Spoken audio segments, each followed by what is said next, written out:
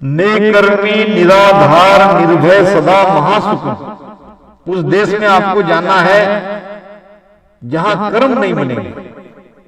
कर्म समझते हो कैसे बनते हैं? मन से, वचन से, शरीर से जो भी क्रिया होती है उसके कर्म बनते हैं। किसी के बारे में बुरे सोचते हैं तो कर्म बन गया, किसी की निंदा करते हैं तो कर्म बन गया, किसी को मारते हैं, हत्या करते हैं तो कर्म बन गया। मन और शरीर से जो क्रियाएं होती है इसका बनता है कर्म। अब ऐसा देश है जहां आपको कोई कर्म नहीं लगेगा, आप नेक कर्मी बन जाओगे, निराधार। यहां हम आधार पे हैं, छोटे हैं तो माता पिता के आधार से, बड़े होते गए तो हमारा सारा जीवन श्वासों के आधार से है। ना जाने इस श्वास का आवन हो या न होए। अब श्वास की गति कब रुक जाए, कब हम चले जाए, इसका कोई पता नहीं। हम आधार पर जी रहे हैं, अपने स्वयं के बलबूते पर यहाँ नहीं जी रहे हैं। देखते हैं कि ये पिछले कोरोना की दूसरी लाट में ऑक्सीजन की वजह से कई जाने गई, क्योंकि ऑक्सीजन नहीं तो जीवन नहीं। श्वासा के आधार से हमारा जीवन है, मगर वो देश ऐसा है जहां हमें किसी पर भी आश्रित नहीं रहना पड़ेगा। वो निराधार देश है, निर्भय। बैठो। वो देश ऐसा है जहां कोई भय नहीं। यहां भय है। किसका भय है? मृत्यु का भय। महाराज कहते हैं एकाएकी रे तू चल जासी, एकाएकी रे तू चल जासी, एक लारे ना आसी रे, एक लारे ना आसी रे। कोई आता है क्या? किसी के साथ कोई गया क्या आज तक? एकाएक ही जाना पड़ता, सब छोड़ना पड़ेगा उसी समय। समय नहीं दिया जाएगा हमको। एक व्यक्ति ने कुछ किराएदार के लिए रूम बनाई, सब सुविधा से उनकी रूम थी, और किराएदार आते पूछते कि हमें किराए से चाहिए, मिलेगी तो जरूर मिलेगी, पहले देख के आओ सब सुविधा है कि नहीं, देखो फिर बाद में आओ।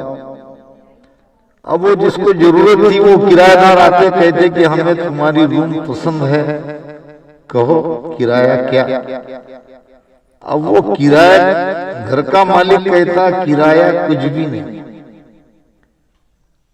जितने दिन मर्जी चाहे रहो, आपको एक पैसा देना नहीं पड़ेगा।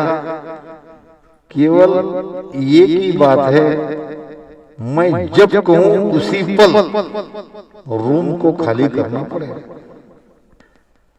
अब उसको लगा ये तो बहुत अच्छा है, किराया नहीं देना है, जब कह देंगे तब छोड़ देंगे, उसमें क्या है। लाके सामान रख दिया बहुत सारा, जो घर गृहस्थी में उपयोगी है। काफी मकान बड़ा था, रूम भी काफी बड़ी थी, और बहुत सारे सामान, टीवी से लेकर फ्रिज से लेकर या जो भी है, पलंग हो, कपाट रहो, सोफा रहो, सारे सामान लाके भर दिए और मस्त आराम से रहने लगा। फिर एक और किराएदार आया कुछ दिनों बाद, उसको ही मालिक ने वैसे ही कहा कि किराया कुछ नहीं, मगर मैं जब चाहूं उसी पल खाली करना पड़ेगा। किराएदार होशियार था, उसने कहा रूम तो अच्छी है, मालिक भी अच्छा है, पैसा भी देना नहीं पड़ेगा, मगर ये बोल रहा है कि जब मालिक ने कहा उसी पल में खाली करना, तो यहाँ सामान लाना ठीक नहीं है।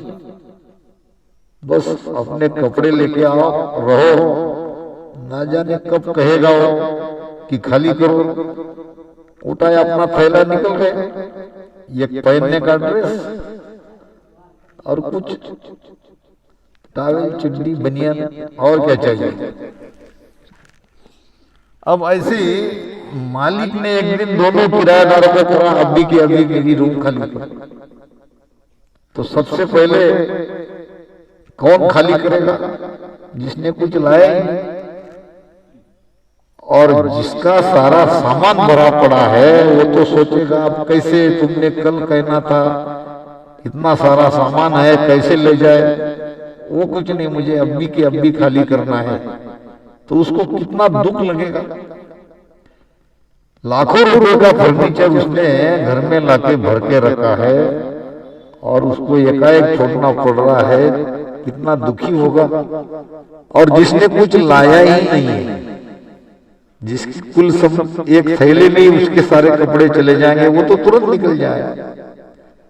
भगवान ने हमको ये घर बिना किराया का दिया है और यहाँ हमको ज्यादा यहाँ भी सामग्री लाना नहीं है।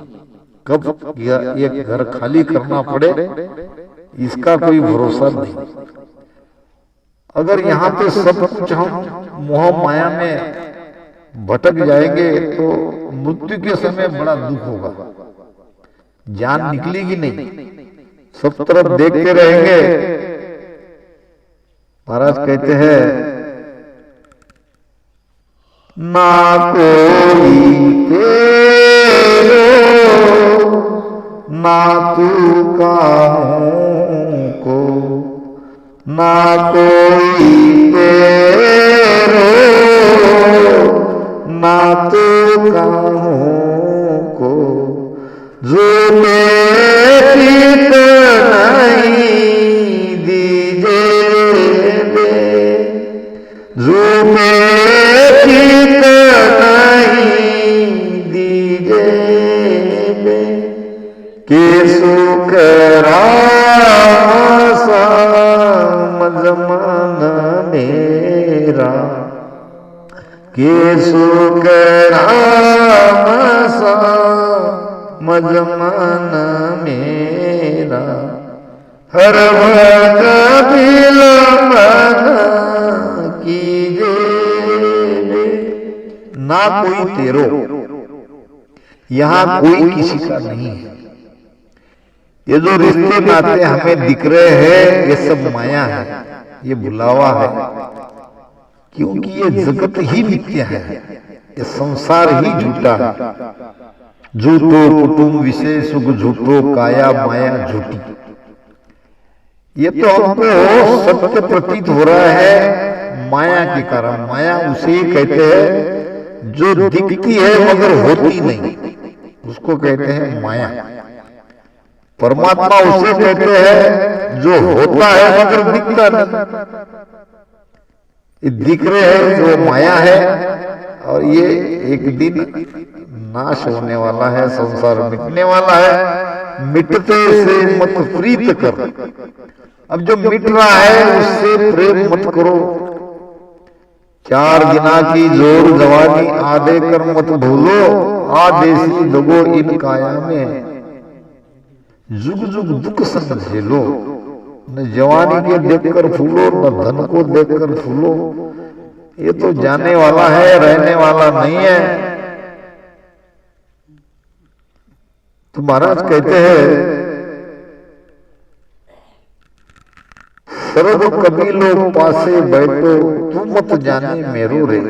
सारा हमारा परिवार, हमारे रिश्तेदार सब कुछ रहते हुए भी हमको सब ये छोड़ के जाना पड़ेगा।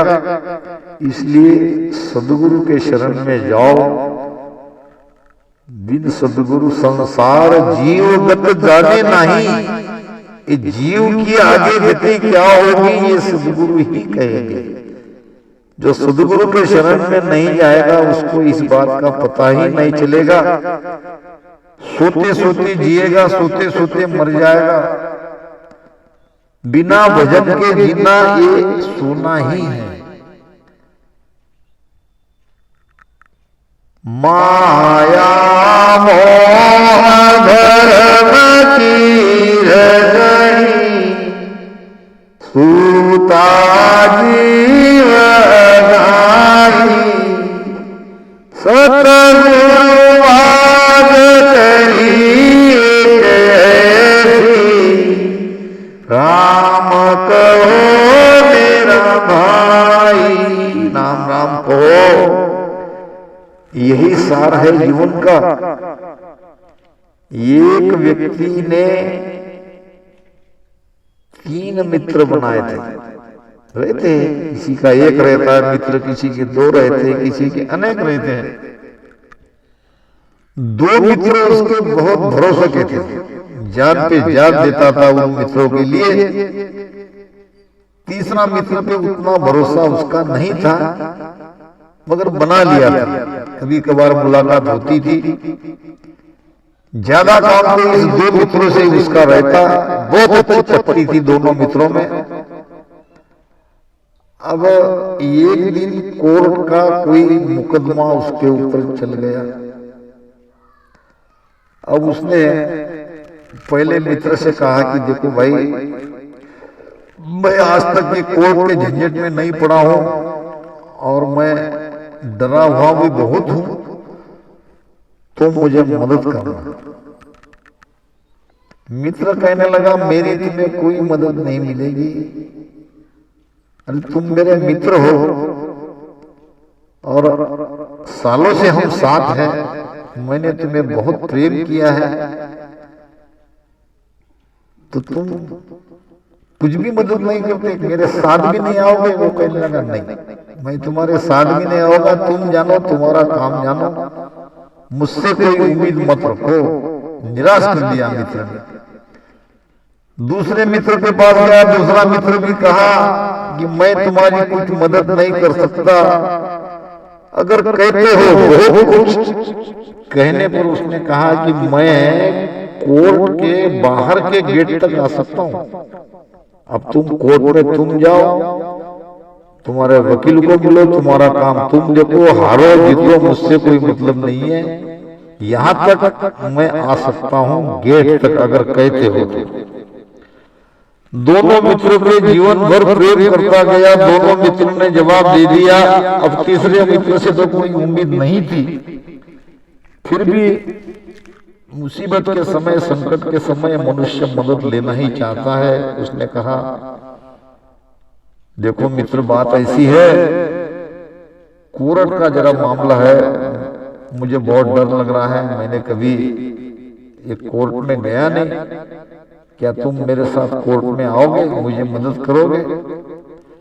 तीसरे मित्र ने कहा मित्र चिंता मत करो, मैं तुम्हारे साथ हूं, मैं तुम्हारे साथ हूं, तुम्हें कोर्ट में भी ले जाऊंगा, अच्छे वकील के पास भी ले जाऊंगा, या मैं स्वयं वकील हूं, मैं तुम्हारी केस लड़ूंगा और तुम्हें कुछ भी होने नहीं दूंगा, मुझ पर विश्वास करो। अब वकील था, मित्र था, अब ये आज तक तो उसके ऊपर विश्वास नहीं किया, मगर बुरा समय था, विश्वास करना पड़ा। और उस तीसरे मित्र ने उसको उस मुकदमे से बाइज्जत बरी करवाया। अब ये 3 मित्र हमको मिले हुए हैं, सबको ये 3 मित्र मिले हैं। पहला मित्र है धन, पैसा, जिसके ऊपर हम अतोनात प्रेम करते हैं। जब हमारी मृत्यु होगी एक पैसा भी हम यहाँ से नहीं ले जाएंगे। कबीर साहब कहते हैं, कोड़ी कोड़ी माया जोड़ी, कोड़ी कोड़ी माया जोड़ी, संग नहीं चले छदाम जी, बोलो राम जी ओ राम जी ओ राम जी, राम जी ओ राम जी ओ राम जी, बोलो राम जी ओ राम जी ओ राम जी। किसी का पैसा साथ में किसी ने नहीं लेके गया आज तक। कहते हैं, प्रसंग आता है,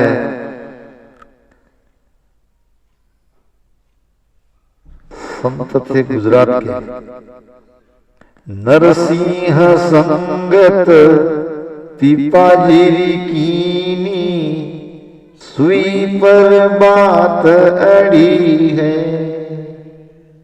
नरसिंह संगत पिपाजीरी कीनी, सुई पर बात अड़ी है। 56 करोड़ भरे मायरो, 56 करोड़ भरे मायरो, आयो आप हरी है, सतसंगत अमर जड़ी, सतसंगत अमर जड़ी है। जिनको लाभ मिला सतसंग में, जिनको लाभ मिला सतसंग में, उनको खबर पड़ी है, सतसंगत अमर जड़ी। गुजरात में नरसिंह मेहता एक बड़े महान संत हुए। जब संत नहीं हुए तब वे बड़े जमींदार थे, बड़े धनवान थे, और धन का काफी गर्व रहता ही है, धन का अहंकार आ ही जाता है। ये पीपाजी संत थे, वहां गए, जूनागढ़ होगा शायद उनका, गुजरात में।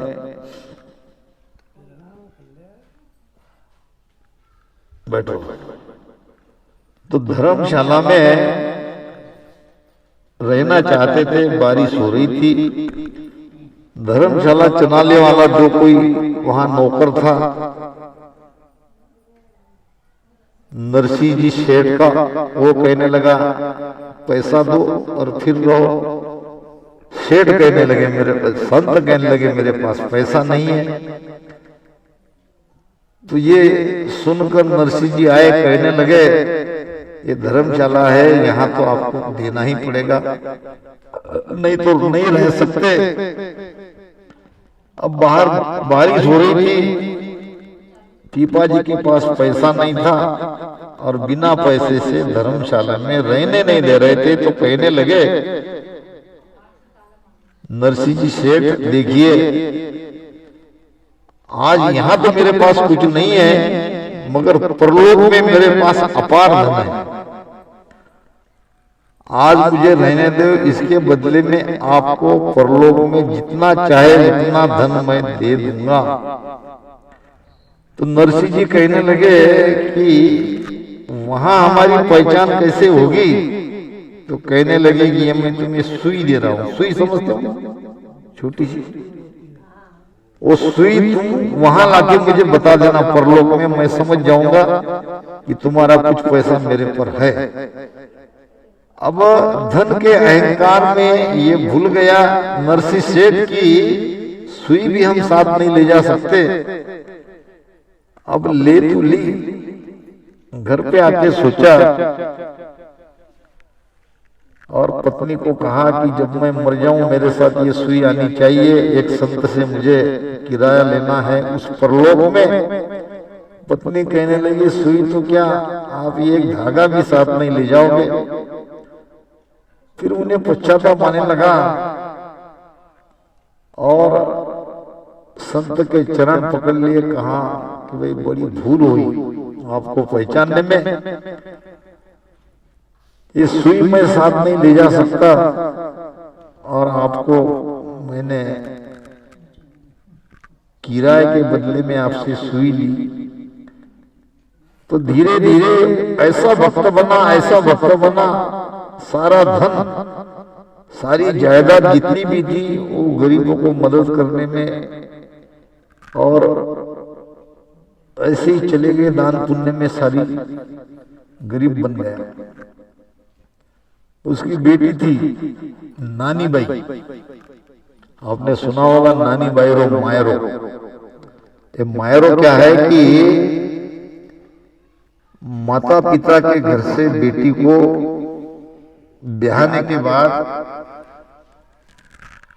धन भेजा जाता है, सास को, ससुर को, जेठ को, जेठानी को, जो भी परिवार में है सबको अपने जितनी ताकत है वो हिसाब से वो भेज दिया जाता है, उसको कहते हैं मायरो।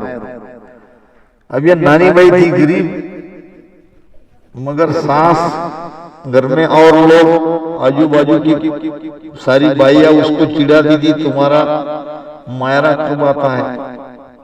अब ये क्या कहे बेचारी, बाप के पास फूटी कौड़ी नहीं थी, पहले तो बहुत धनवान थे मगर अब बन गए भक्त, भगवान कृष्ण के भक्त थे नरसिंह जी मेहता। अब ऐसी बुरी बुरी बातें सुन सुन के बेचारी रोने लगती। अब क्या करे वो। एक दिन स्वयं भगवान कृष्ण नरसिंह जी के नौकर बन के मायरो लेके आए। उस जमाने में 56 करोड़ का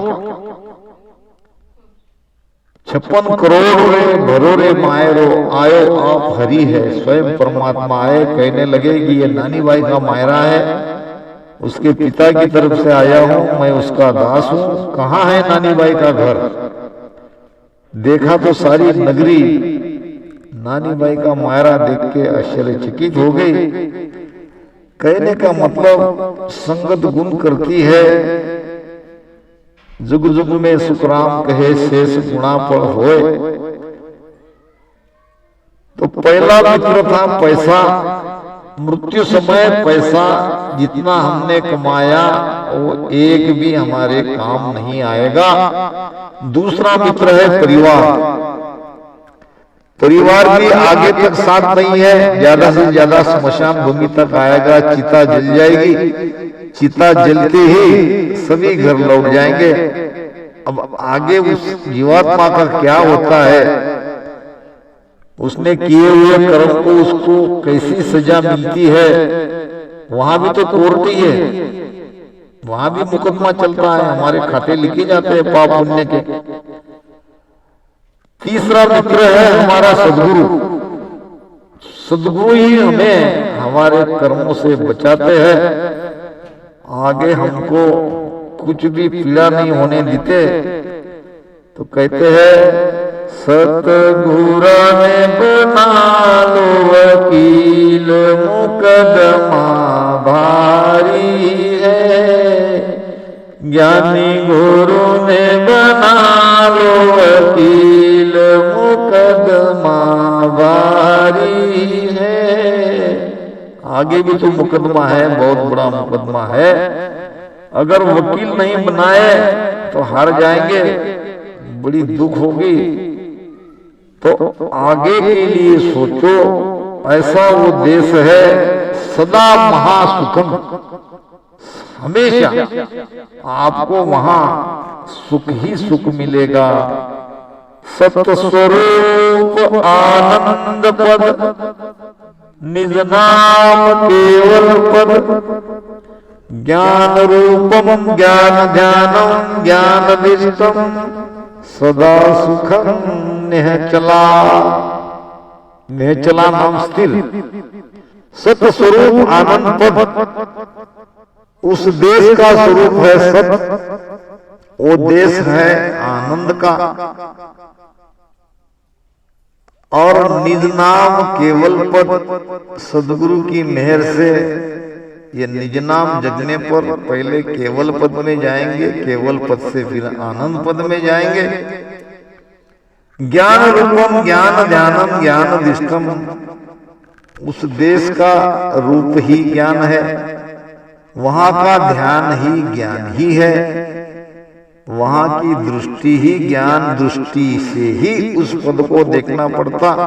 सदा सुखम नेह चला, वहां सदा सुख है, स्थिर है, चलायमान नहीं है, घटबड़ नहीं है। अब ये कौन सा ज्ञान की महाराज बता रहे कि वहां का ध्यान भी ज्ञान है और वहां का रूप भी ज्ञान है। ऐसा ज्ञान जो एक बार हमारे घट में आ जाए तो कोई और ज्ञान की आवश्यकता ही न रहे। ज्ञान कहां तक हम समझेंगे? ज्ञान की हद है बुद्धि तक, जितनी हमारी बुद्धि है वहां तक का ज्ञान हम समझ पाएंगे। अब बुद्धि से परे भी तो ज्ञान रहता ही है। अब हम देखते हैं हमारे वैज्ञानिक कहां कहां की खोज, कहां कहां का आविष्कार कर रहे हैं। तो ये सब खोज जारी है, और भी कई प्रकार के खोज हो सकते हैं। भीतर में अपने भीतर के परमात्मा को पाने के बाद, उसका ज्ञान हो जाने के बाद कोई और ज्ञान की उम्मीद ही नहीं रहती है, कोई ज्ञान की आवश्यकता ही नहीं है, और उसके परे कोई ज्ञान ही नहीं है। इसलिए महाराज कहते हैं कि ज्ञान रूपम ज्ञान दिष्टम सदा सुखम नेह चला, सचे सदा सूचम सजे सदा सूचम जपन्ते जुक्ताय ज्ञान डोरम सर्वधर्मा नासन्ते न्यासी। धर्म यानी जिस मत को हम धारण कर रहे हैं उसे कहते हैं धर्म। अब ये राम से नहीं धर्म है, ये आदि अनादि का है, आज का नहीं है। धर्म सनातन थेट सु नयो पंथ कह नीच, अर्थागल जवरो फांस दे नाके नर का बीच। तो जब हम धर्म में प्रवेश किए है तो धर्म की मर्यादा का पालन करना है। सर्वधर्मा नासन्ते न्यासी, तभी हमारे जीवात्मा का कल्याण होगा। सजे सदा सूचम, पवित्र स्थान पर इस राम नाम को पवित्र विधि से सदा इसका जाप करो, विश्वास के साथ जाप करो। जपन्ते जुक्ताय, हमेशा जब समय मिला तब बैठ के ध्यान करो, समय नहीं मिला तो राम राम से रचना चलने दो। रचना चलती रहना चाहिए, हाथों से काम करते रहो। निष्पाप निर्दोष निर्भय हंसा हंसे, निर्मला एक नाम। इस एक नाम से, इस एक राम नाम से सभी स्त्री पुरुष निर्मल हो जाएंगे, निष्पाप हो जाएंगे, सारे दोष मुक्त हो जाएंगे, सारे कर्मों का नाश हो जाएगा। अजर नाव त्रिलोक नहीं लिपनते नाव, अजित नाव जीव्या धारे। ये नाव अजर है, तीन लोक में लिपायमान नहीं होता। ये चिन्मय नाम है, राम नाम ये कोई छोटा मोटा नाम नहीं है, ये चिन्मय नाम है। कहते हैं कि एक लड़का बड़ा शैतान था, माता पिता बड़े परेशान थे। गांव में कोई एक संत आए, और माता पिता ने कहा कि और तो सब ठीक है, मगर ये लड़का बड़ा शैतान है, हम इसको कुछ दिन आपके आश्रम में रखना चाहते हैं, जब सुधर जाए तब लाना। संत ने कहा ठीक है। उस लड़के को बुलाया। 20-22 साल का जवान था, तगड़ा था, काम करता नहीं था, कुछ न कुछ रोज किसी से झगड़ा, कोई न कोई आफत कमा के घर आता था। माता पिता परेशान हो गए थे। संत ने कहा तुम्हारे माता पिता कह रहे हैं आश्रम में जाने के लिए, क्या मेरे साथ रहोगे? लड़के ने कहा आपके साथ रहने में मुझे कोई परेशानी है नहीं है, मगर मेरी एक ही बात है कि मैं भगवान का नाम नहीं लूंगा और कोई काम नहीं करूंगा। जैसा मैं चाहूं वैसा मैं वहां अगर करने को मिले तो मैं आपके साथ। संत ने कहा भगवान का नाम मत लो, जैसा तुम चाहते हो वैसा करो, और खाना पीना भी फ्री, कोई काम नहीं, कोई तकलीफ नहीं। इसने कहा बहुत अच्छी बात है। संत का साथ चला गया। अब संत के साथ रहने से कुछ न कुछ तो गुण लगता ही है। अगर हम धूप में बैठ गए तो क्या सूरज से कहना पड़ेगा मुझे धूप दो? वो तो स्वतः ही अपने आप हमें मिलेगी ही मिलेगी। 6-7 महीने गुजर जाने के बाद रास्ते से कहीं जा रहे थे तो संत ने कहा बेटा एक बार केवल तुम राम बोल दो। कहा मैंने तो आपको पहले ही कहा था जरूर, मगर मेरे कहने से तुम एक बार भी नहीं बोल सकते? मैंने तुमको इतना प्रेम किया, जैसा आप चाहते हो वैसा होने दिया, क्या मेरी इतनी बात नहीं मानोगे? लड़के ने कहा केवल एक ही बार दूंगा, बिल्कुल एक बार जोर से राम कह दे। अब जंगल में थे, लड़के ने संत की आज्ञा से कहा राम, तो संत ने कहा हो गया तुम्हारा काम। क्या कहा? एक ही बार कहने से हो गया तुम्हारा काम। अब लड़का कुछ दिनों बाद वापस माँ बाप के पास उसको भेज दिया। धीरे धीरे अपने घर गृहस्थी में लग गया और समय आने पर उसकी मृत्यु हो गई। मृत्यु होने के बाद यमलोक में पाप पुण्य का हिसाब उसका देखा गया। तो पूछा यमराज ने क्या है इसके खाते में बताओ। चित्रगुप्त कहने लगे कोई खास नहीं है, आदमी तो अच्छा नहीं था, मगर एक बार इसने राम नाम लिया था। तो वहां की रीत ऐसी है, पहले अच्छा करते हो तो अच्छा भुगताते हैं। जितना हमने धर्म पुण्य किया वो पहले भुगताते हैं, फिर पाप की सजा बाद में मिलती है। तो अब राम नाम एक बार लेने से क्या फल बनता है ये धर्मराज को भी पता नहीं था। ब्रह्मा जी के पास गए, ब्रह्मा जी कहने लगे मैं सबका विधाता हूं, मगर राम शब्द का उच्चारण करने वाले को क्या फल मिलता है ये मुझे भी पता नहीं। शिव जी के पास गए, शिव जी राम राम करते हैं। शिव जी कहा मैं तो राम राम करता हूं, बहुत प्यारा नाम है राम राम, मगर इसका फल क्या मिलता है ये भी मुझे नहीं मालूम। सब गए भगवान विष्णु के पास। भगवान विष्णु कहने लगे इसको मेरे पास छोड़ जाओ, आप सब चले जाओ। एक बार राम कहने से भगवान विष्णु के पास उनको रहने को मिला। तो ये राम नाम बड़ा पवित्र है, चिन्मय नाम है, चेतन नाम है। अजर नाव त्रिलोक नहीं लिपनते नाव, त्रिलोक में ये लिपायमान नहीं होता है, ये अजर है, अमर है, अजीत है। इस नाम को कोई जीत नहीं सकता।